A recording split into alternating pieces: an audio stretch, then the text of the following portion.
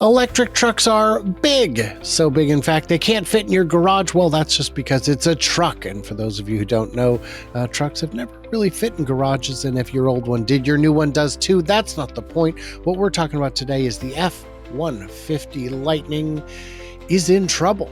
And we're going to see if we can figure out why, and see if there's anything out there that might actually do a better job and keep you happy longer. When I say we, I mean Randy Kirk is here bringing his usual degree of wisdom. You may argue what degree that is, but you can do so in the comments. You are welcome to do it. He doesn't check the comments here, so I don't know if his... It's a black belt, for sure. That's the degree. That's it. I was going to say third.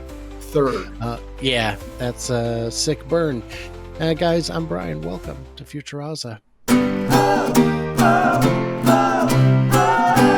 You may have heard that the Ram was canceled. You know, Ram was going to make an electric pickup. It was going to be amazing. And then they're like, yeah, you know what? We might also make it with a range extender. So it's actually like a 700-mile range truck. Range on a gas truck, not really something I think that's worth measuring. Yeah. But now we've got the bad news about Ford. Factory fire leaves Ford without enough aluminum to build the F-150. Supplier issue has led Ford to divert resources towards the gas-burning F-150, while new Lightnings will remain out of production indefinitely. Mm-hmm. Indefinitely. That's the part that got me. Great. You're missing a critical component. I feel like the metal to build it is fairly important, but indefinitely. No. If your supplier is down, you find another supplier, right? Yes. Been there, done that.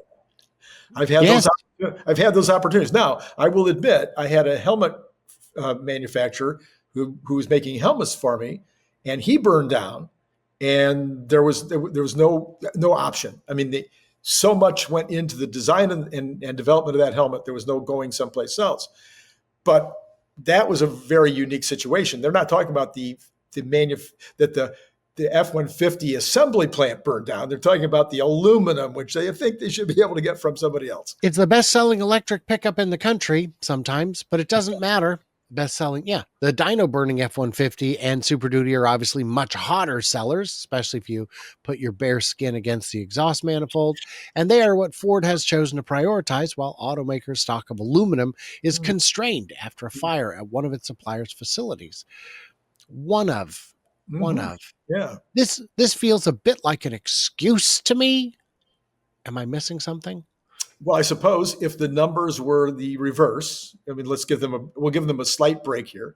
If the numbers were reversed and they were making tons of money on the F-150 Lightning, and they were making more, and they were selling more of those than the gas cars, then I suppose they would have prioritized those instead of prioritizing the other side. But I think they're losing money on every one. Isn't that your recollection? When I interviewed Sandy Monroe about this very question, I said, are they losing money on a per unit basis? He said, I don't think so. Now, this was 2 years ago, and at the time they were selling almost exclusively premium trims.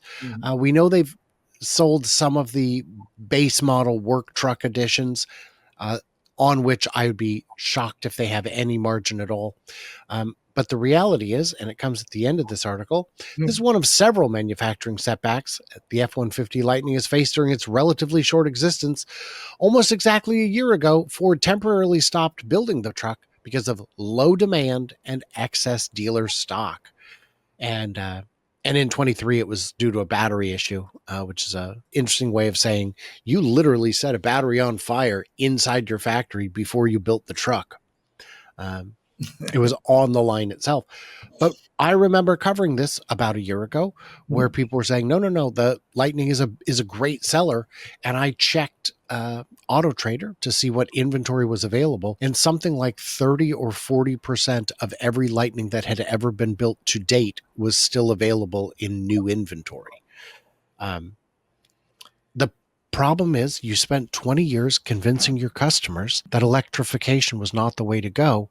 And then when you built one, you're acting surprised that people believed you. Yeah. No doubt about it. Well, you know, I mean, from what I've heard, the Lightning is a pretty decent vehicle. That's what I've heard. I've never been in one. I've driven one. It was wonderful. It was at the time I drove it, it was the best pickup I had ever driven. Hmm. Wow. I've since driven a Cybertruck. Yeah, yeah. Which changed everything. If you like the way the Lightning drives, you're going to love the way a Cybertruck drives. Mhm. It is a good, rugged, powerful, remarkably nimble truck. Mhm. But But yeah, it's expensive. It's eye-wateringly expensive. And if you're going to use it for anything other than tooling around town, if you're going to tow at all, you're going to run into obstacles that make it undesirable. And especially with the F-150 being the margin bread and butter that keeps the company alive, every Lightning you sell is likely a F-150 regular truck you don't sell. So you're subtracting a 20% margin on one side and shifting it to a 1%, 5%, certainly not 20, possibly negative margin on the other. so in other words, Ford might have had this building burned down. That's hilarious. Um, Definitely. That's definitely what I'm saying out loud. I don't believe that to be the case, but I know. it's fun to joke. I mentioned yesterday that I'm going to be in Tampa later in November, middle of November, but all the way out in March, I'm going to be in Chattanooga. I did mention that the reason I go to Tennessee is because all my exes live in Texas. You can put the pieces together.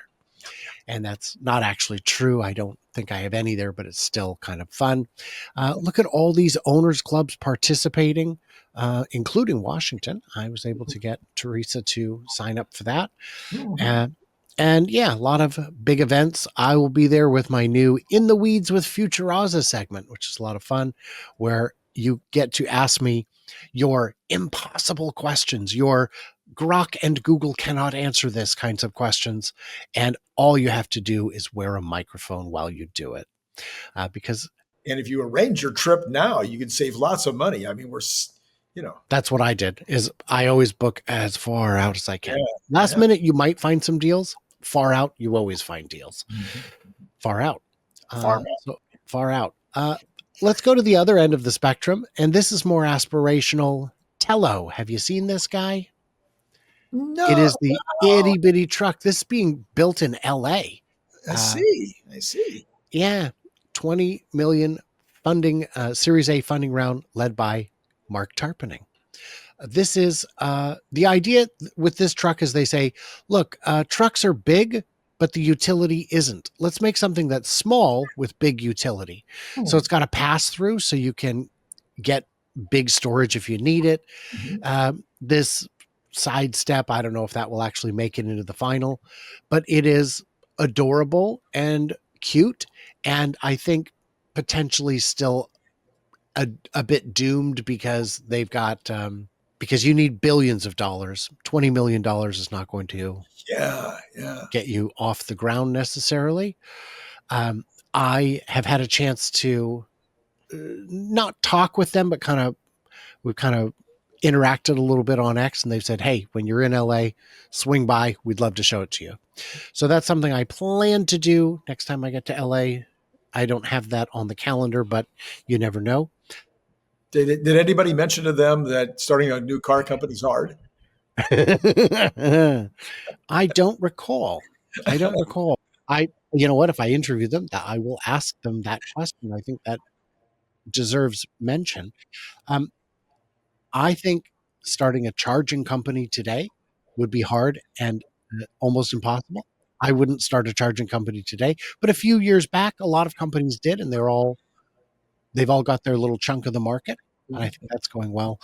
But the difference is, I think you can reasonably build a charging company for tens of millions of dollars. And I don't think you can build a car company for less than low single digit billions. Yeah, and you've got a completely different problem. The problem with a car company, I mean, in addition to the complexity, but in addition to that, you've got to get sales. And we've seen Rivian with apparently a fine car, and they can't find sales. And so we argue, of course, on X. We talk about whether Tesla should have ads on the Super Bowl. Well, maybe, and it might do some good. It might actually improve their sales, but somehow Rivian has not been able to sell enough cars. So these guys might have a clever car. They might even have an okay price, but are they going to be able to afford to promote it?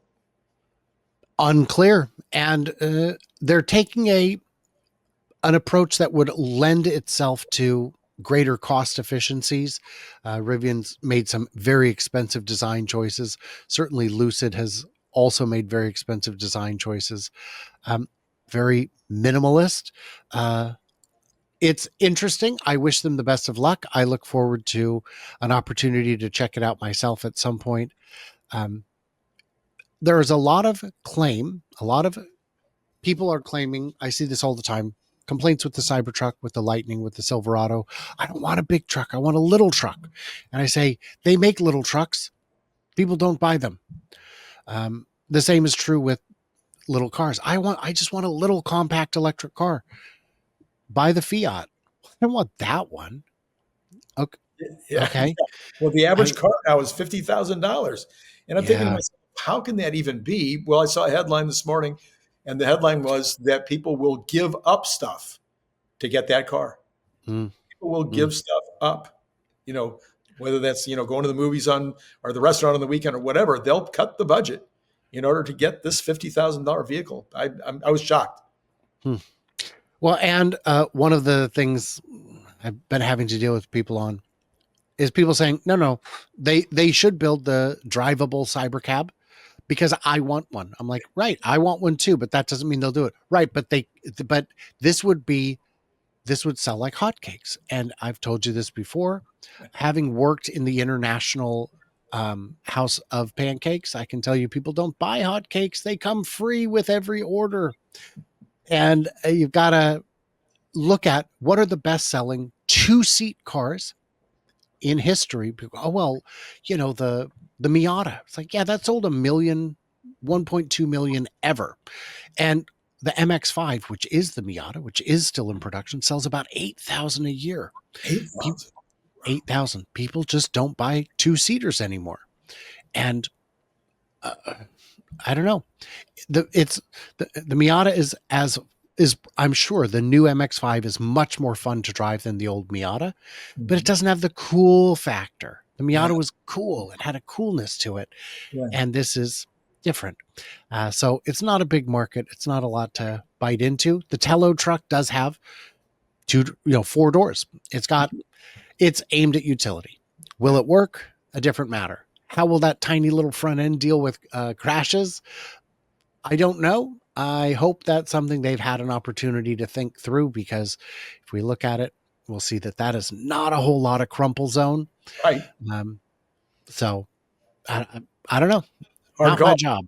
Yep. Not my job. I don't even work here, you guys. Uh, yeah. So, you know, uh, did we already talk about the book in this show or did we talk about it in the previous show? Anyway, I wrote a book. You did. I I wrote a book. Yeah. And you can tell because my name is on one of the chapters. It Uh, is. Yeah. it is, but And it's also the on the extensive back Q and page. A, I mean, his name is and everywhere.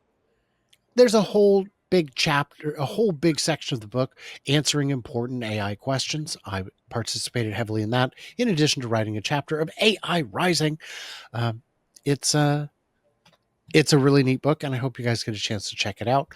Uh, and if you find me somewhere and make me sign it, it'll be pretty interesting to me because you know I go to events all the time. Yeah, Somebody will have me sign it. that's right. That's true. That's Yeah. true. Yeah, it'll happen because I've had it happen to me, and it always blows my mind that anybody wants my signature on anything. The craziest one was I went out to dinner. I told you this story at a Waffle House with a viewer. He said, "Oh, I just got into town. Let me take you to Waffle House." So we went to Waffle House and his wife was with him and she was really trying. She's like, "I'm really trying to be supportive of my husband's absolute Tesla rabbit hole nerd business." And she goes, "By the way, have you ever heard of this guy?" And she holds up a book with a picture of you and Lars on it. I'm like, So Randy was on my show yesterday, and I had Lars on like 2 weeks ago. She's like, "No, I'm in the presence of greatness adjacent." I don't.